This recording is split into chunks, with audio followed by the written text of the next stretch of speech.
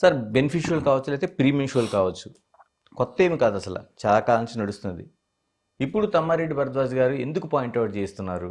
ఎందుకు దాన్ని ఒక వే కరెక్ట్ కాదని ఎందుకు చెప్పగలుగుతున్నారు? అంటే నేను ఇప్పుడు చెప్పట్లేదు, మొదటి నుంచి చెప్తున్నా. నేను ఎప్పుడూ అసలు మామూలుగా అసలు ఈ లేకుండా బ్లాక్లో అమ్మే రోజుల నుంచి చెప్తున్నా. మిడ్ నైట్ షోలు వేసి బ్లాక్లో అమ్మేవారు టికెట్లు, అప్పుడు నేను చెప్తున్నా ఇది పద్ధతి కాదు, వేయకూడదు. ఎందుకు రేట్లు పెంచుతారు మీరు? ఎందుకు బర్డెన్ చేస్తున్నారు? ఫ్యాన్స్ కదా వచ్చేది, వాళ్ళ మీద బర్డెన్ చేయొచ్చు. నేను దగ్గర 20 సంవత్సరాల నుంచి చెప్తాను ఈ మాట. నేను కొత్తగా చెప్పింది ఏం కాదు. ఇప్పుడు వచ్చేటప్పటికి ఈ గొడవ అయినాక నేను మళ్ళీ చెప్పాను కాబట్టి మళ్ళీ ఇప్పుడు ఇష్యూ చేశారు.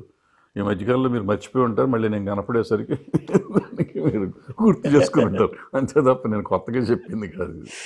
అంటే ఆ బెనిఫిషియల్ వల్ల బెనిఫిట్ ఎవరికి జరుగుతుందని మీరు?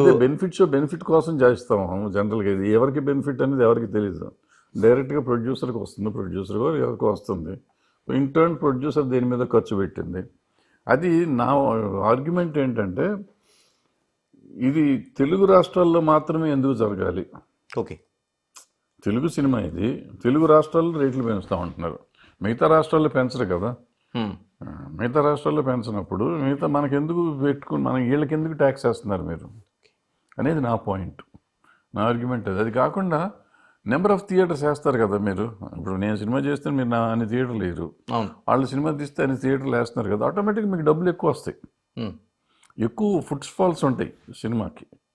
ఈ పెద్ద సినిమాలకి, చిన్న సినిమాలకి ఫుడ్ ఫాల్స్ తక్కువ ఉంటాయి. ఫుడ్ ఫాల్స్ తక్కువ ఉంటే నీకు రూపాయి టికెట్ ఉందనుకోండి, నాకు 1 కోటి మంది చూసాను అనుకోండి, రూపాయి టికెట్ అంటే 1 కోటి రూపాయలే కదా నాకు వచ్చేది. ఇదే నాకు వాళ్ళకేంటి ఉంది, వాళ్ళకి 4 కోట్ల మంది చూస్తారు కరెక్టే. అదే టైంలో నాకు 1 కోటి మంది చూసిన టైంలో వాళ్ళకి 4 కోట్లు, 5 కోట్లు, 10 కోట్లు కూడా చూడవచ్చు. సో 4 కోట్లు, 5 కోట్లు, 10 కోట్లు వెళ్తుంది వాళ్ళకి రెవెన్యూ. సో ఇంకా నీకు తేడా ఏంటి? ఇంకెందుకు పెంచుకుని తెచ్చుకుందామని ఎందుకు అనుకుంటున్నావు నువ్వు అనేది నా ఆర్గ్యుమెంట్. అంటే సినిమా వ్యయం పెరిగిపోతుంది, మాకు కాస్ట్ పెరుగుతుంది, 10 కోట్లు వస్తుందిగా. అంటే ఇంకా పెరుగుతుంది, మాకు అసలు రెమ్యునేషన్స్ వాటి ఇవ్వడంలో భారీ బడ్జెట్తో తీస్తున్నాం కాబట్టి. కరెక్టే, నేను కాదంటలా, దీన్ని కాదంటలా. మీకు 1200 థియేటర్లు, 13,000 థియేటర్లు వేస్తే వస్తుంది కదా రెవెన్యూ, నీకు రేటు ప్రకారం వస్తుంది కదా రెవెన్యూ. ఈ తెలుగు రాష్ట్రాల్లో పెట్టినందువల్ల మీకు ఎంత తేడా వస్తుంది? 20,000, 20 కోట్ల, 30 కోట్ల, 50 కోట్ల, 100 కోట్ల, మ్యాక్సిమం 100 కోట్లు, మ్యాక్సిమం. ఓకే, మ్యాక్సిమం వచ్చేది 100 కోట్లు తెలుగు రాష్ట్రాల్లో వచ్చింది అంటే అది 1000 కోట్ల పైన చేస్తుంది సినిమా. ఓకే, మీకు 500 కోట్ల మించి మీరు సినిమా జరగదు. ఈ 100 కోట్లు తీస్తే 900 కోట్లు వస్తుంది. 900 కోట్లు అంటే నీ 500 కోట్ల పోతే 400 కోట్ల లాభం వస్తుందిగా. ఇంక ఈ 100 కోట్ల కోసం తెలుగు ప్రేక్షకులను ఎందుకు ట్యాక్స్ చేస్తావు అనేది నా పాయింట్. ఓకే, వచ్చే 100 కోట్లే కదా. అవును, 300 కోట్ల ప్రాఫిట్ వస్తే చాలదా? 400 వస్తే చాలదా? 500 అవ్వాలా? రూల్లా ఏమన్నా ఉందా? 500 కూడా 100 కోట్లు ఇక్కడ ట్యాక్స్ వేయాలా నువ్వు?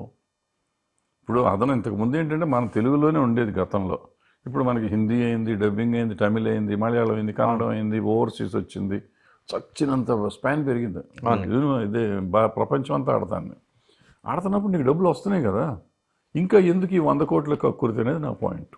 అది కూడా తెలుగు ప్రజల మీద ఎందుకు వేయాల్సిన అవసరం? అది ఇక్కడే మన ప్రేక్షకుల్ని ఆదరించే ప్రేక్షకులు, నీ ఫ్యాన్స్, వీళ్ళ మీద పడతాను.